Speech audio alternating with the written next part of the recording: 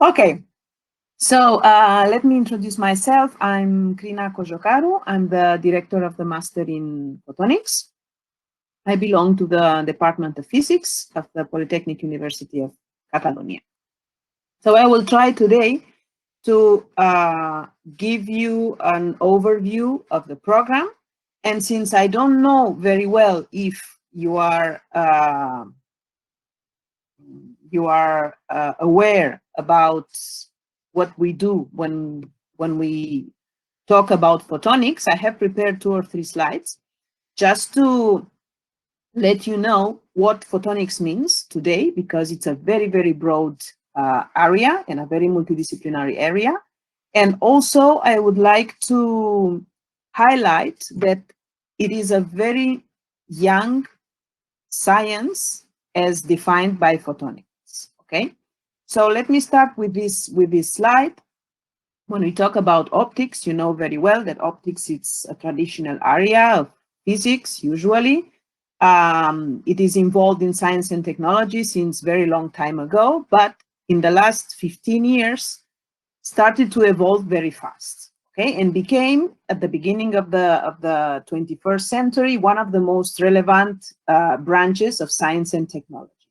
So probably you are aware about most of the terms that I have included in this slide. But 15 years ago, when people were talking about optics, usually these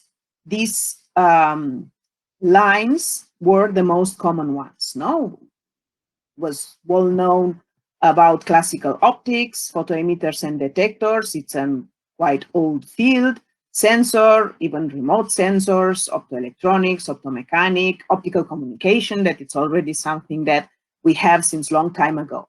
However, terms like high power lasers, ultra short laser light, material processing at industrial level like cutting, welding, printing, and so on, new material and devices that we can cover with the branches nanophotonics, plasmonics, photonic crystals, metamaterials, nonlinear optics, a lot of things about quantum optics, but especially quantum technology, biophotonics, optogenetics, and so on.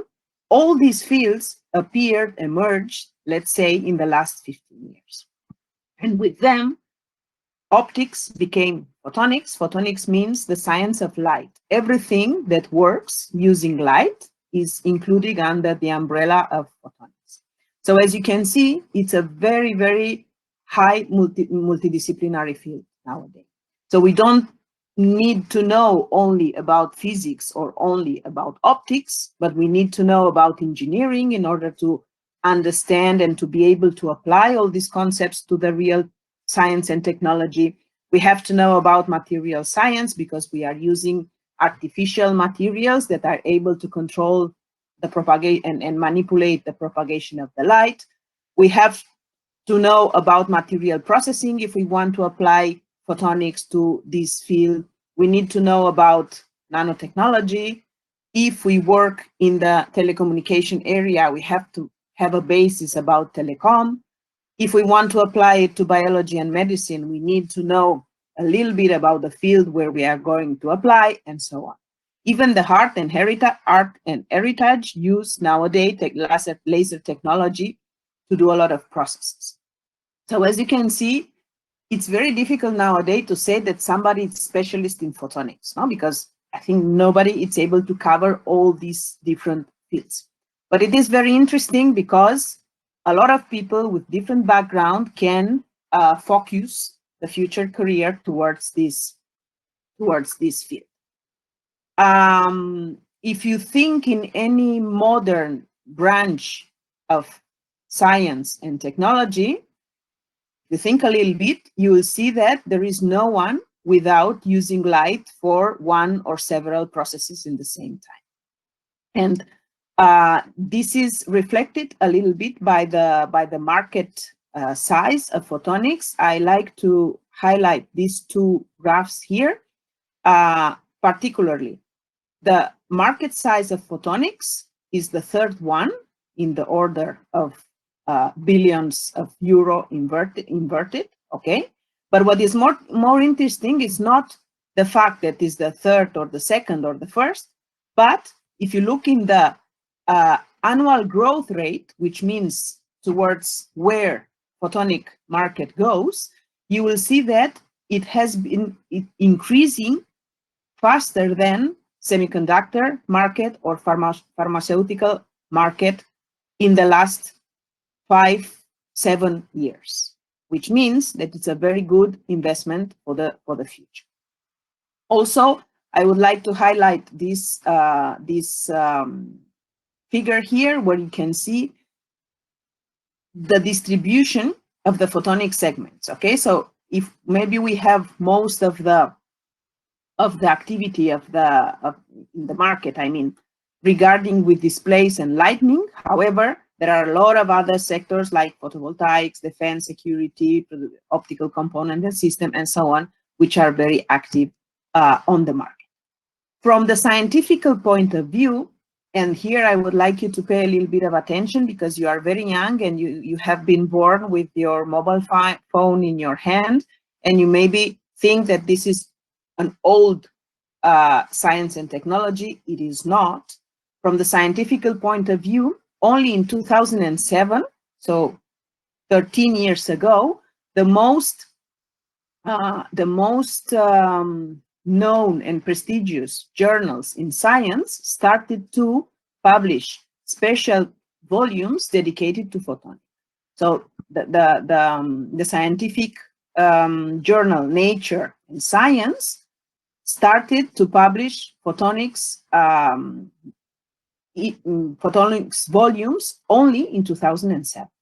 In 2010, so we talk about 11 years ago, was the first time when the European community detected photonics as one of the key enabled technology. The key enabled technology are that they're the fields that are very important for the European community and where most of the money and the projects goes.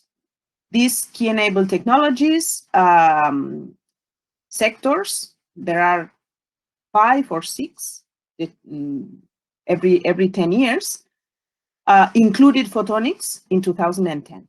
And now we are very happy because in 2020, they re-elect the key enabled technology for the next 10 years, and photonics stays within this, very important position.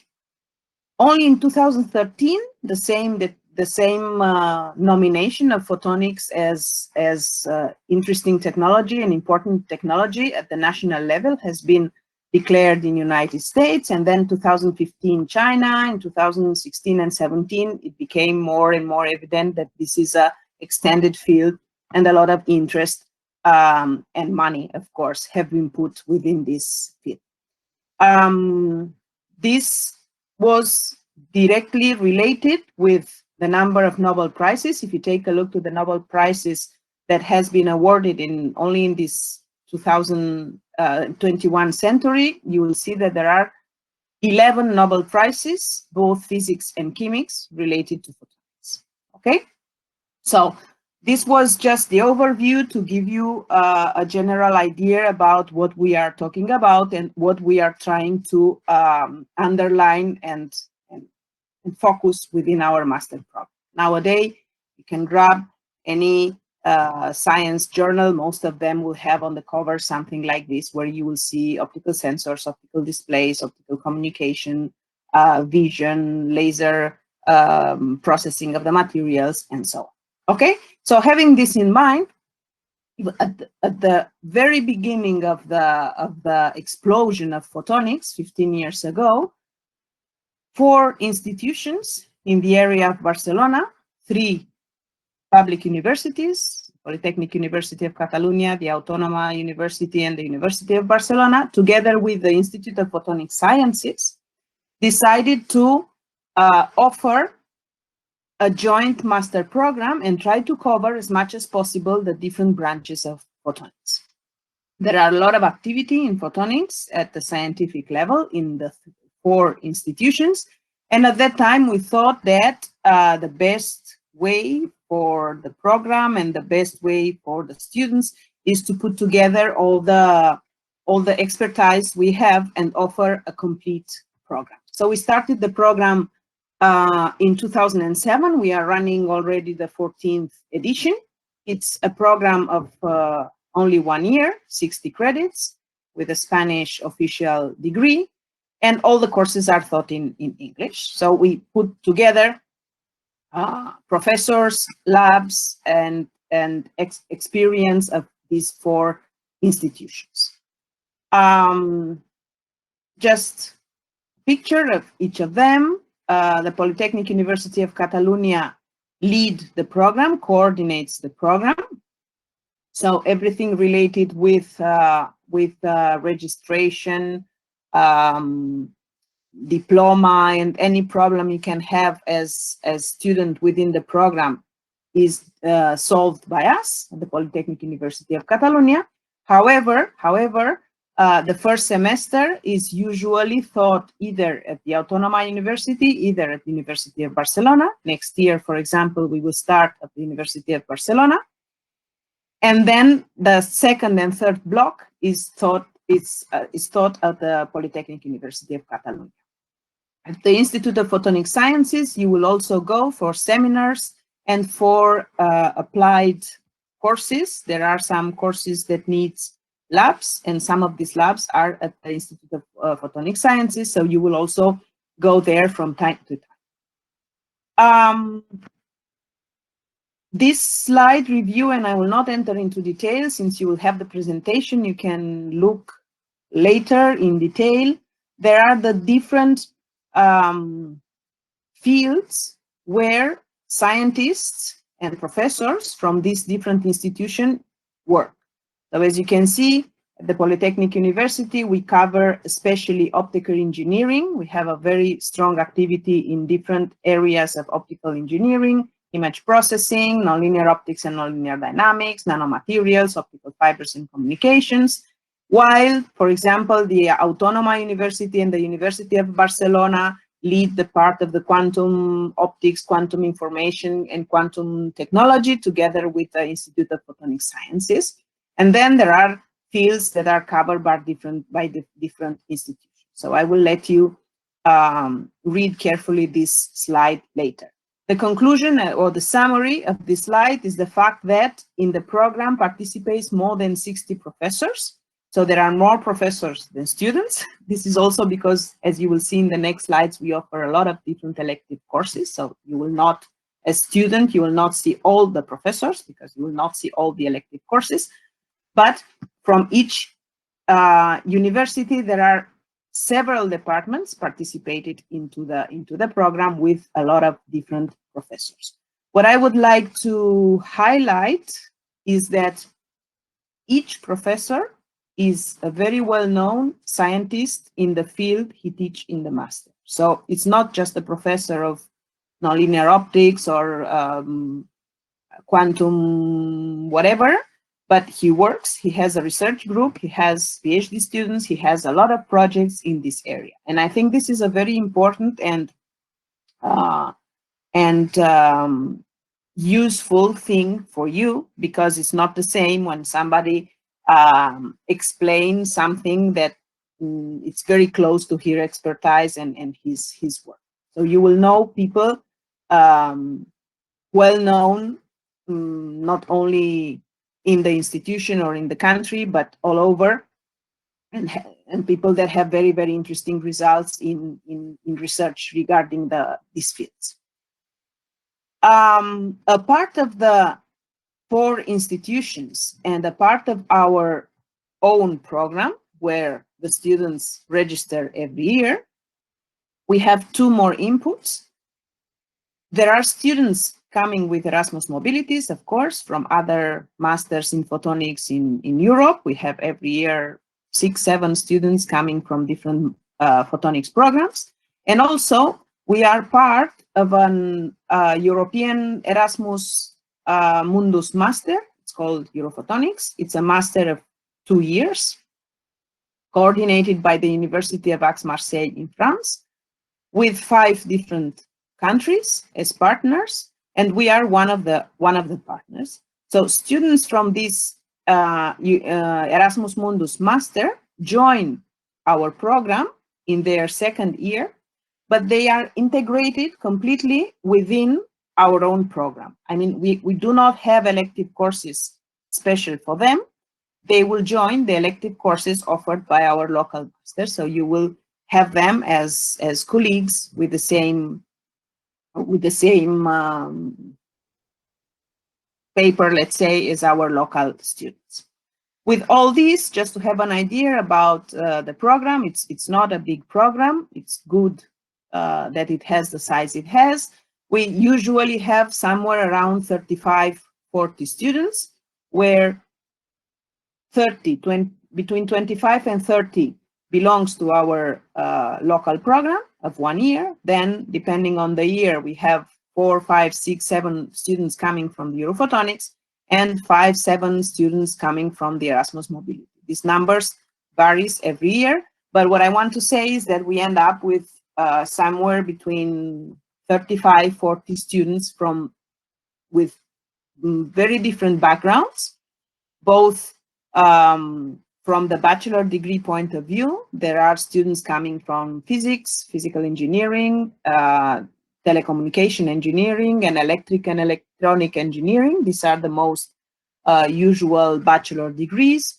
Then we have students coming from nanoscience and nanotechnology, or optics and optometry. This is another background that finds a path within the master program.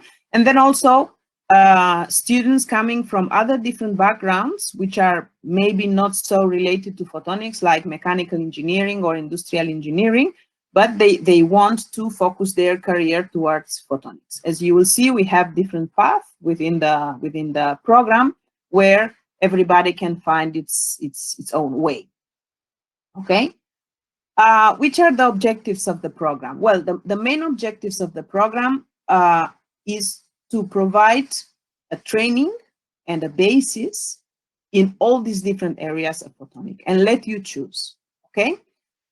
We consider both fundamental and applied science. So if one student wants to continue the career with a PhD and goes towards academia, this is one path that we have in mind, but also there are more and more students coming from the beginning with the idea to join a company. And a lot of companies are looking for people specialized in photonics. Why? Because all the companies, if they work with modern technology, some way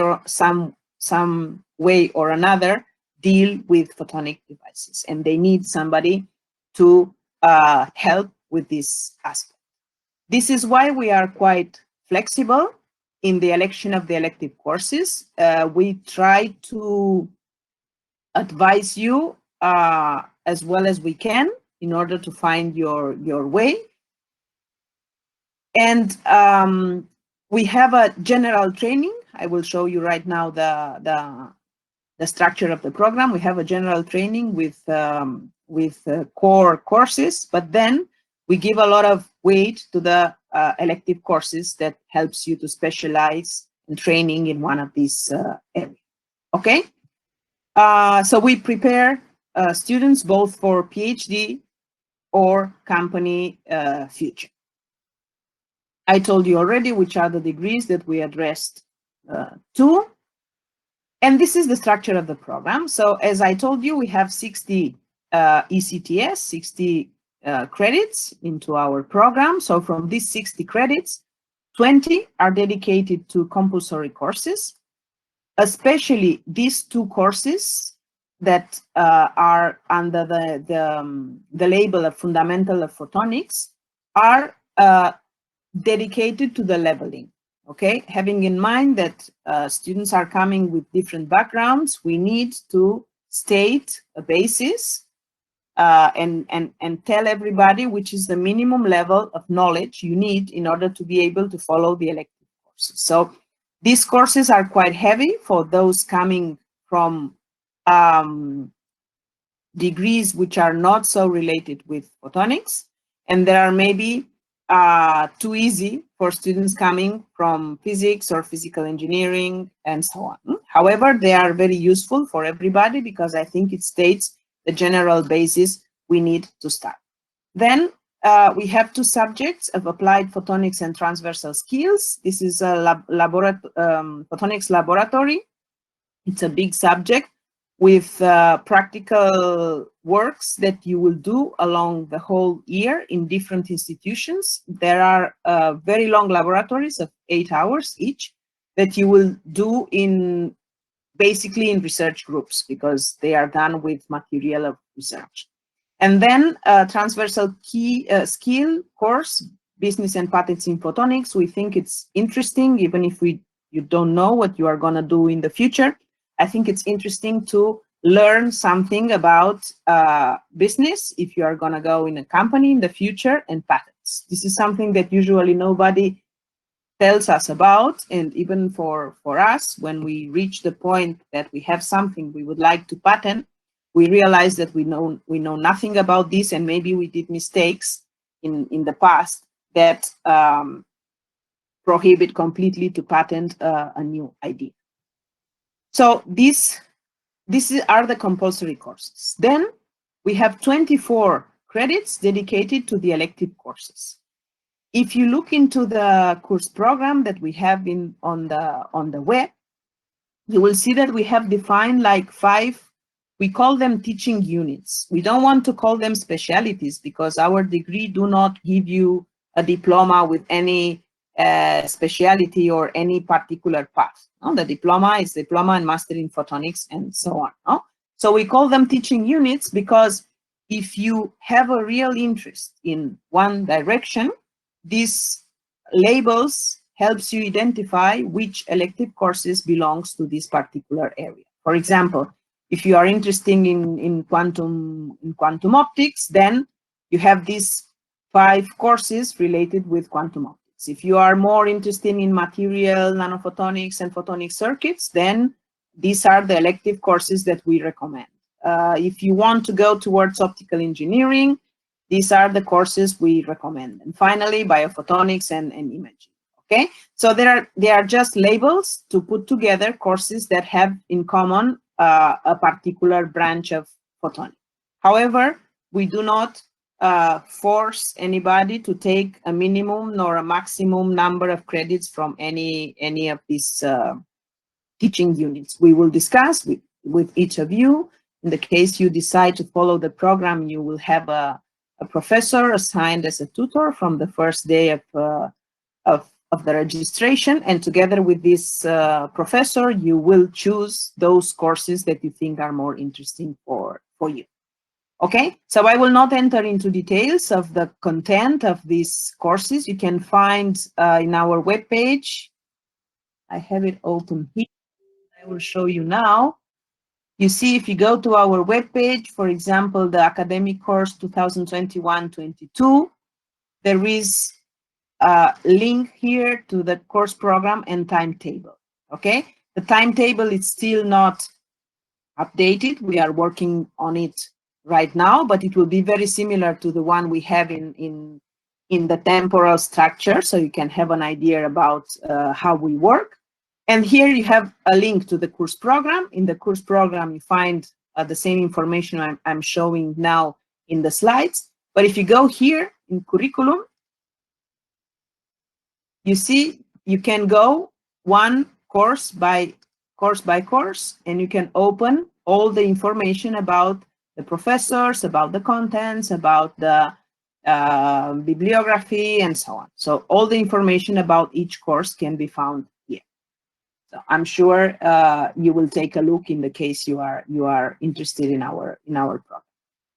Okay, another thing that you can check here, since I have opened the web page, you see on the left side there is a link to something called academic staff.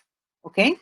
Here you can find a short curriculum of each professor participating in the course. I think it's interesting to see what they are doing. So once you choose a course from the course program and you look to the index and see more or less that it's interesting for you, you can come here and you can take a look. I don't know, I will open mine, for example, just to give an example. So you can find a picture of the corresponding professor and a very short curriculum. so you can see what they are doing in research. Okay, I go back to the presentation. So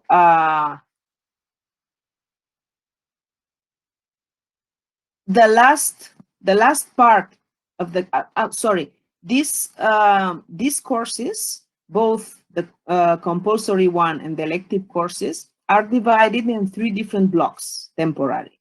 Okay, this is also useful to take a look to the timetable that you have also on the web page.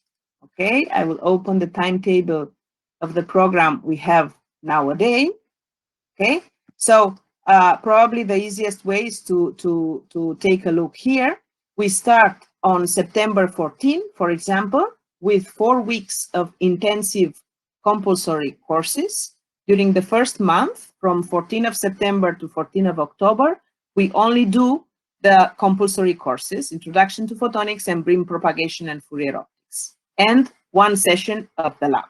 Okay, starting with 14th of October, we start the first block of electives. We continue with the compulsory courses, but we start also the electives. Here is where the Erasmus students join us. So regarding the elective courses, as you can see in colors here, we have 3 blocks composed by 6 teaching weeks. You see this marked in yellow here. We have 6 teaching weeks, 1 week of exams, the purple one, regarding what we have learned in the first block, and 1 activity weeks. In the activity weeks, you have 2 sessions of the laboratory in photonics and different activities that we organize, seminars, visit to different companies and research groups, practical session of different courses that are outside of the evaluation, just for curiosity, people coming to talk to you. We organize also later, not in the first block, sessions dedicated to the orientation in your future career and so on. Okay, then we start with the second block, so other elective courses concentrated in 6 teaching weeks, the green one that you see here, with the corresponding exams and activity week, and the third one finally. Okay, so we have these 3 different blocks. The first block, starting in September and ending in December, is taught at the University of Barcelona or Autónoma University of Barcelona, alternating every year. And the second and third block are developed at the UPC in the Campus Nord in Barcelona. So you stay in the same place all the time, and the professors are the ones who move from one institution to the other. Okay, starting with beginning or middle of April, we start the master thesis, and I come back to my presentation. For the master thesis, you have many opportunities to choose. Again, in the web page, you can take a look to the list of proposals we had this year. For example, every year we have more than 50 proposals, so more proposals than students, coming from these 4 different institutions. A part of that, we have also proposals coming from external research labs or companies that collaborate with us and know that maybe there are students interested to develop the master thesis in a company. We also have the possibility to apply for Erasmus Mobility for the master thesis. So if you would like to develop the master thesis somewhere abroad, this is also a possibility. Okay, so you can take a look to the proposals to have an idea. All the information about timetable, course program, and so on can be found in the web page as I showed you before. Which are the careers you can follow after the master? That's a big question. So there are a lot, and actually, since you get a very broad and interdisciplinary background, and you will know about different areas of photonics, you can decide to continue your career in academia, at least for the next 3 years, doing a PhD. This PhD can be focused to any of these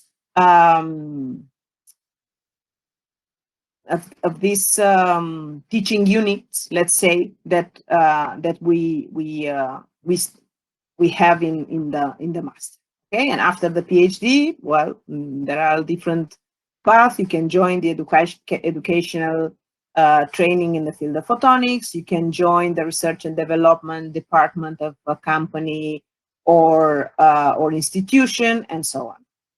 Or you can decide to go towards a company, and there are a lot of possibilities also to work as engineer on photonics related issue, consultant, high level qualification, technical positions, and so on. You can even found your own company, a spin-off company, and we have several former students that did that, and we invite them from time to time to share with you their experience regarding the spin-off companies. Okay, we are members of the Southern European Cluster of Photonics. This is a very powerful cluster joining all the companies working in photonics, and not only companies, but also research labs working in photonics in Spain, and not only in Spain. Lately, there are companies of Portugal and France that join the cluster. So you can take a look to the web page. Since the Master in Photonics is one of the members of the cluster, they help you with a lot of information. You can send them your CV, telling them which is the company or the kind of company you are looking for a future job, and they help you to get the contact with these companies. So I think this is a interesting thing to keep in mind. And just to finish, and to show you which are the career in photonics of our former students, we did a survey asking our students from, these are 4 different intakes. Now we are extended to the last one. We asked them how long did they take to find a position after the graduation. And as you can see, 76% of the people found a position in less than 3 months. This means that practically when they were finishing the master, they had already the PhD program or the company contact to work with. And more than 95% found the position in less than 1 year. Okay, so I think this is a very good input from part of our former students. Which was your first position after the graduation? Most of the people went towards a PhD, but not only. As you can see, there is a percentage of 25%, more or less, that went towards a company. Okay, and most of these companies are related with photonics. In which country? This is also interesting because nowadays, if you listen to the radio and television, you have the feeling that in Spain there is no available working position, which is not true. Not true at all. I mean, we have a lot of offers for our students. And again, I advise you to take a look to the web page. I go back here. There is a link to PhD and job advertisements. We are placing here all the different offers we receive or we find in the network about positions relating to photonics. And you can take a look to this very, very, very long list that we have received during this year. Okay, so there are more offers than students. And if you don't apply for them, it's because you find something better. Okay. It's not true at all that there is no working positions in Spain, and especially in photonics. As you can see, most of the students remain in Spain. And if they go abroad, it's because they want to enlarge their vision and experience, and they like to try something new. So then they can go to different countries. As you can see, there are a lot of different countries where they go. So some of the students are going back to their own countries if they come from abroad. Other Spanish students go somewhere else to have a new experience, but there are a lot of possibilities of work in Spain. Okay, and then, well, other questions were regarding in which field they were working. If they were doing a PhD, you can see that it's a broad spreading between different areas of photonics. And if they were working in a company, most of the people found work in sensors, test, and measurements, but also other sectors like imaging, laser and laser systems, optical information, and so on. And finally, most of the people stays and continue their career in photonics. So I think this is a summary about the output of our program. Probably this is why the master program has one of the maximum evaluation in the accreditation of the program. We have the maximum level of excellence. So this is everything I wanted to tell you about the program itself. Now there are 3 more slides related to practical question of pre-enrollment, registration, deadlines, and so on. All this academic part is done from the Technical School of Telecommunication Engineering in Barcelona. And I think we have Sonia here connected. She is in charge with the registration, and she is the one who helps you when you have problems with the pre-enrollment, when you have problems with the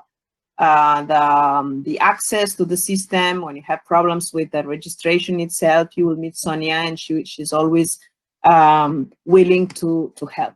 So maybe I will let her to present these 3 slides regarding technical aspects of the registration. Sonia? Yes, hello. Thank you so much, Krina. If you... Okay, pantalla completa. I will try to... Okay, just a moment. Okay, ready. Well, it's very short information because most of the information that it's really important for you, it's already on the website. So here you will have links direct, so you can check anything you would like from the website. Here we have the master pre-enrollment. You should know that it's already open from January, and it will be open until July 5th. So you have still time to do so, but we recommend you to do it as soon as possible, because any problem you should have, we have more time just to solve you and to help you throughout all the process. And especially recommended for those coming from abroad that need some visa and need to apply for a visa. And so the sooner we start with the procedures, the sooner they will have the admission letter, and they can start with all the legal procedures to come here to Spain. Okay, so in the presentation you can see that there is the pre-enrollment here. You have a section with facts, so it's useful for you if you can find some questions there, some answers. And then also we have a tutorial over here.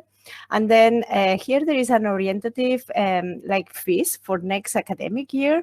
You should know that the prices for the master's degree in Catalonia, or the official master degree, are set by a decreto from the government, and usually it's approved in July. So here is an orientation that what we think it should be, but it's not fixed until July that it will be already approved by the government. Okay, and also here you have some link to the OMI office, which is the International Students Office, especially useful for those coming from abroad, to help you to prepare your trip over here with the legal procedures, and also to join the orientation week.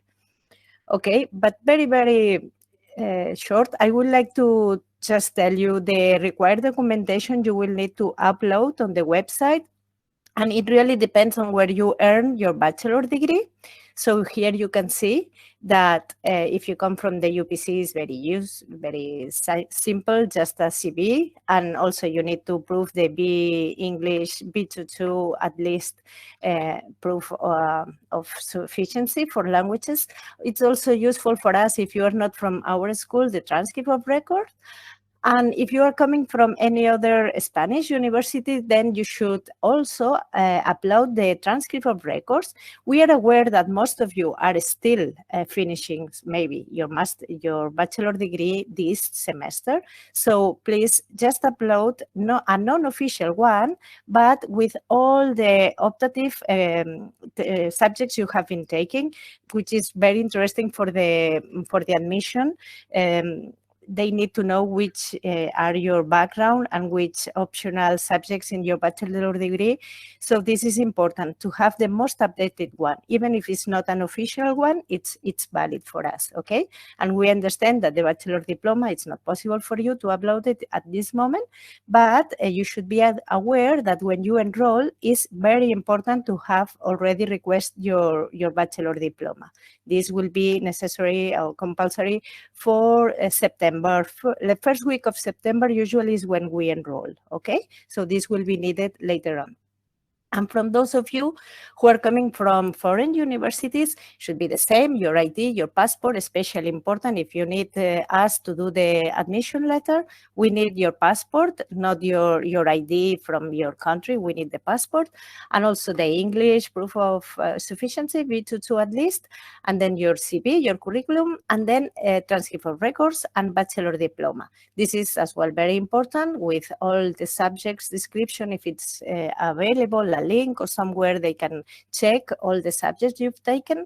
And if you are coming from a non-European, then this document should be, if it's not in English, translated in English and legalized with the apostille or whatever is needed from, depending on the country you earn your bachelor degree.